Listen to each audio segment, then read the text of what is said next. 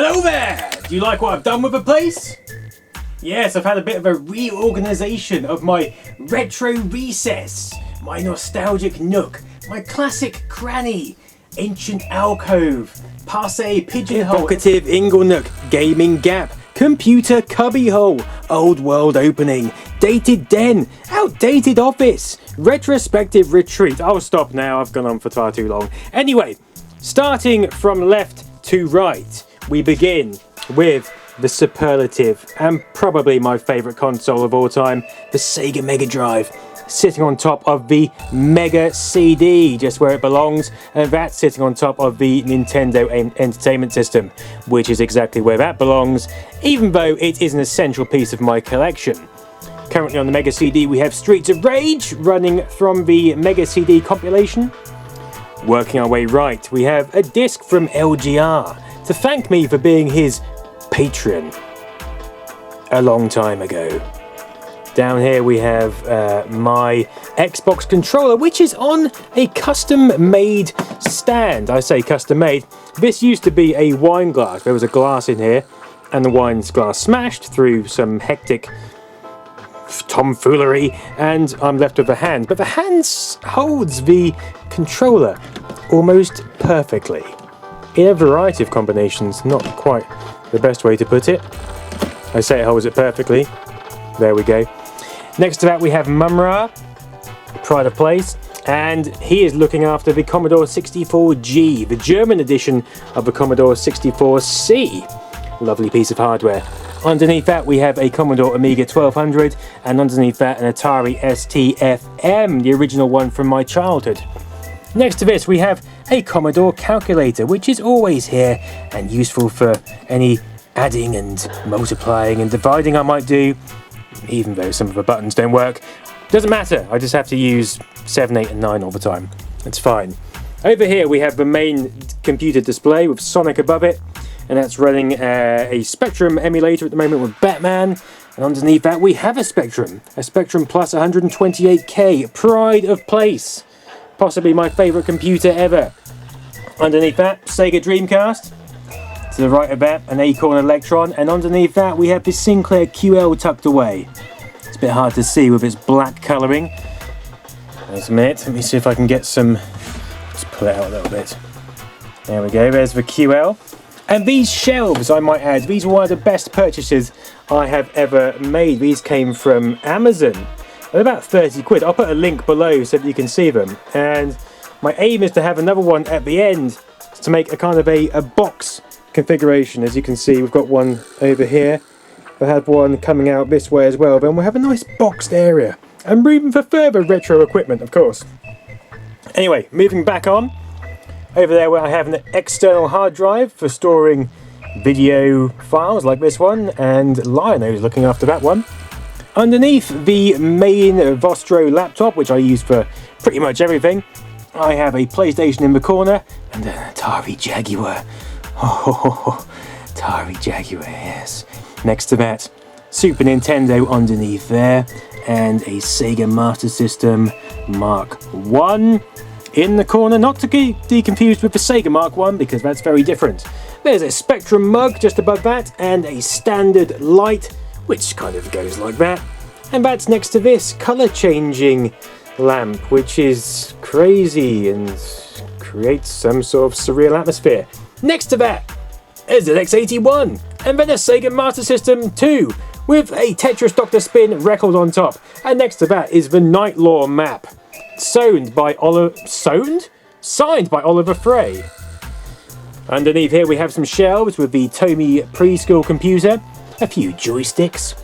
Down here we have various CDs and some Osborne computer books, and a tray with various bits which I need to put in computers.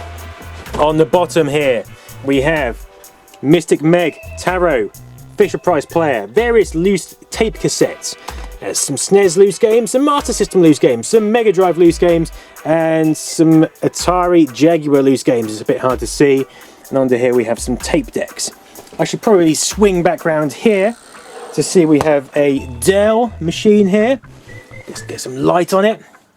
There we go. And this took me ages to install Windows 98 properly on this.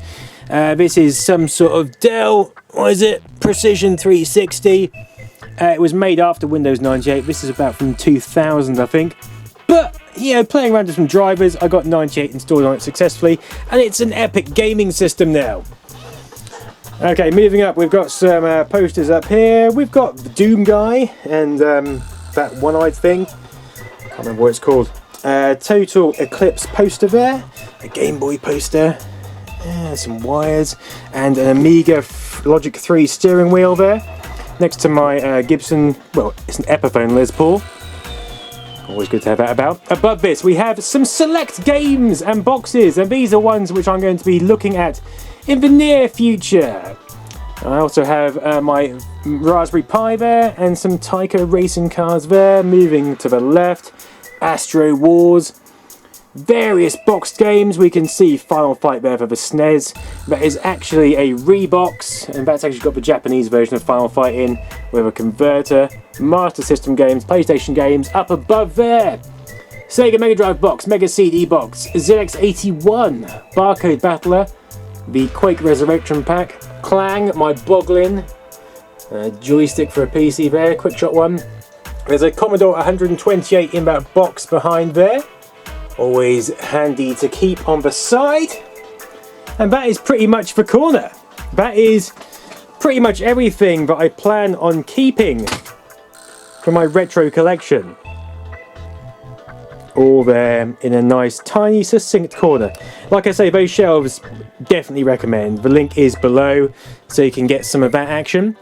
I'll show you some other bits tucked away where I keep retro stuff, but this is the main area. So on the other side of the room I have Ghost Castle, which I've been playing and making some videos from recently. Sitting on top of a stack of Spectrum and Commodore and Acorn tapes and all sorts, which I need to sort out and designate which ones I need to sell and which to keep. Under there we've got a few Spectrums, Spectrum Plus 2, and an Apple Macintosh, no, not an Apple Macintosh, a Power Mac, and a old Dell system. Atari 7800 there, a few games at the bottom, Marshall amplifier down there. Over here we have some joysticks and stuff, and Commodore Plus 4 in that box in the top left, which I will be selling after reviewing it. Some Amiga discs, Dragon 32 in a box there. We have an Amstrad 1512 and an old monitor used by the BBC. It makes a perfect testing and gaming monitor there. And we've got some other boxes over there. Down here we have an old tennis game, a joystick there, a few Mega Drives chucked down there, an Amiga 600 down here which I'm planning on selling soon, and some other knickknacks in those drawers down there. Don't you open that trapdoor. Oh, I suppose from our perspective we'd be the monster coming into the trapdoor, wouldn't we? Anyway, into the attic we go. It's a curious place to be up here. Got a few games up there, a few boxes over there. If we can focus. The camera's scared shitless up here. There's some old game boxes, Atari boxes. There's an old monitor. Here's some more Atari game boxes, Moonfall. There's WrestleMania over there. Organisation is a little bit lacking in this area. It's a bit dark as well. Let's see if I can do this without affecting the light. So we've got a Manta Force ship over there, Space Crusade. If I come around here, we have various board games, an Atari STE which needs a new power supply there, a few more board games. There's a big stack of stuff down there. There's an old XT keyboard, there's a big track there, there's monitors, there's old compact machines down there, various other game boxes here, loads of old Amiga and Atari magazines over there, got an old PC down there, some old toys and games. There's a PlayStation there. As you can see, there's lots of stuff up here. Most of this is for reviewing and or selling, but time is obviously limited. Time's a precious thing, very precious. Got a bit out of breath coming up those stairs. Might have to go to the gym or something. God hell, Jesus Christ. So you don't need a lot of space to make quite a nice work, retro gaming, video development area, anything. This is quite inspiring to work from because I'm surrounded by things I love, and it's a lot easier to make videos when you're surrounded by these inspiring retro pieces of equipment. So I just thought I'd give you a quick tour around and see what you thought. You know, if you can think of any improvements I can make, or have any suggestions, or just want to drop comments on things, then drop them below. But in the meantime, thank you very much for watching, and I'll see you tomorrow. Goodbye.